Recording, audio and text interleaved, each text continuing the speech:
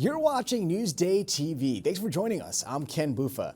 A federal judge has ordered a Brentwood pastor to stay in custody while he awaits trial. Jose Sage Jr. is accused of making sexually explicit contact with more than 30 minors.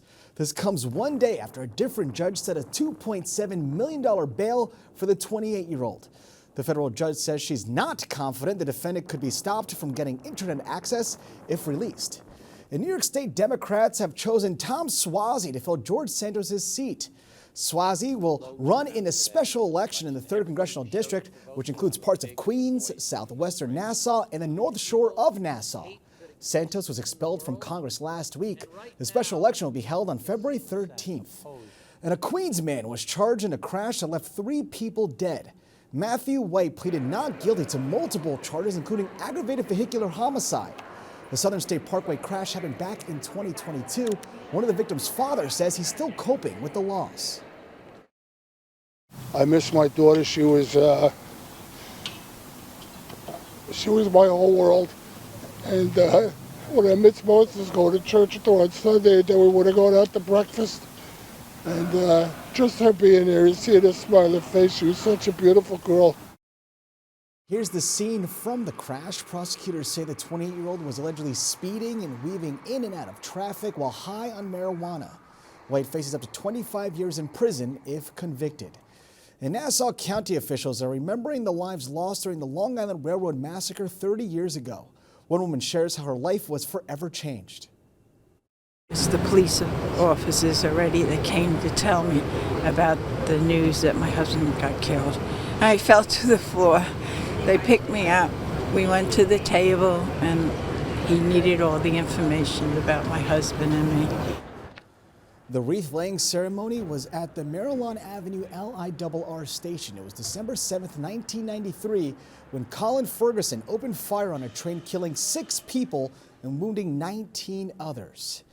And it wasn't a bad day for 2 Suffolk police officers. Authorities say they got a call for a sheep tied to a tree, and the sheep was found behind a vacant home on Evergreen Avenue in East Moriches. The officers were able to provide emergency care to the animal. Now, police are asking anyone with info to call Crime Stoppers at 1-800-220-TIPS. And the average mortgage rate has dropped to its lowest percentage since August. Freddie Mac says the 30-year fixed mortgage rate dropped to just over 7%. Keep in mind, though, 2 years ago, that number was a little more than 3%, so still pretty high.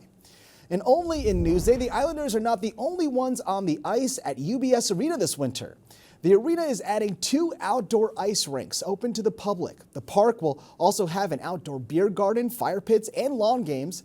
The Islanders pregame show will be hosted live from the park during home games. And Chaminade has announced its new football coach. Alumni Thomas Claro will lead the team. He takes over for Kevin Dolan, who was head coach for 8 seasons. Claro briefly played in the NFL, too. All right, let's take a look at your Long Island weather, and it's going to be a bit warmer tomorrow than it was today. Tonight, you can see we're in the 30s, maybe some flurries, but tomorrow we're in the mid-40s. Taking a closer look, you'll see it's a little warmer, mid-40s all day with cloud cover, though, overhead. Long Island weather is brought to you by Home Tax Saver, PTRC Incorporated. For many Long Island families, the holiday season is not complete without a trip to see the Rockettes. And this year, a Long Islander will be on stage. Elisa DeStefano has a story you'll see only in Newsday. So this is where the Christmas magic happens. We are in the Rockettes dressing room. We do our own hair and makeup for each show. And this is where we start our day.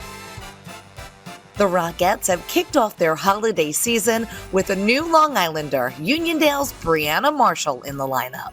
Ever since I was a little girl, I grew up seeing the Rockettes. Every time I walk into that stage, I just feel so inspired and so lucky that I get to inspire other girls that look like me. Being a person of color on the line, I feel really super special that I get this opportunity. There's not many girls that look like me, and the fact that I get to inspire other little girls' dreams and for them to know that it's possible to do it just like I'm doing it is very special for me to experience both on and off stage. Brianna and 18-year Rockette vet, Oceanside's Tara Dunleavy-Tuberty perform in 2 to 4 shows a day on the great stage at Radio City Music Hall. We are currently on stage right of the stage. This is one of our quick right change there, the booths. stage. It's right around the corner. We do most of our costume changes in this room. One of our fastest changes is under 90 seconds. There are 9 numbers in each 90-minute show. The newest, Dance of the Frost Fairies. We actually have fairy wings added to our costumes. Each costume is tailored to us. And here is our Santa costume. This is my workout for the day. And of course, the oldest number in the show. The iconic Parade of the Wooden Soldiers. These pants are really stiff. Yes. Getting them off in 78 seconds is a skill that I have developed. Do you want to try the hat on? I could barely walk in it. I don't know how. I don't know how you ladies dance in it. Every single Rockhead has worn this costume and been a wooden soldier, so I just feel so honored to be a part of the line and be a part of this legacy. World famous for precision, intricate choreography, and eye-high kicks. Since I've only been feeling kicks, not doing kicks. You're gonna have to go easy on me this year. 5, 6, 7, 8, 1. The Rockettes do over 200 kicks per show. That was enough for me. Elisa DiStefano, Newsday TV. Now, to read more about this story, go to Newsday.com, click Get More below the Newsday TV video box.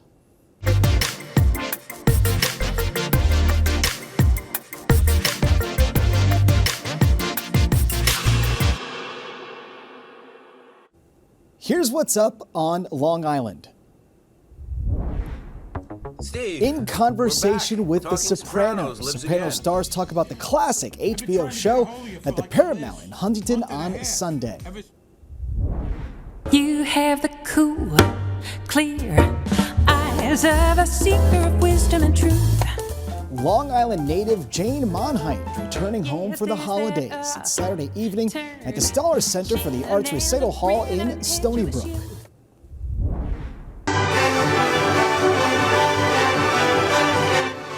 Or see The Nutcracker. The holiday classic will be performed at the Baconic Ballet Theater Saturday and Sunday at the West Hampton Beach Performing Arts Center. For admission info and more events, click Get More below the Newsday TV video box.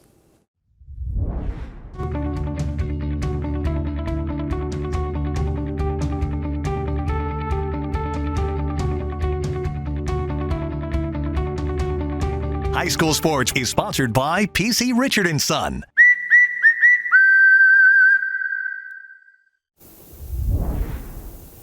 I'm Carissa Kelman. The public high school football season is over. The champions have been crowned, and the best of the best have now been recognized for their outstanding achievements on the gridiron in Nassau and Suffolk.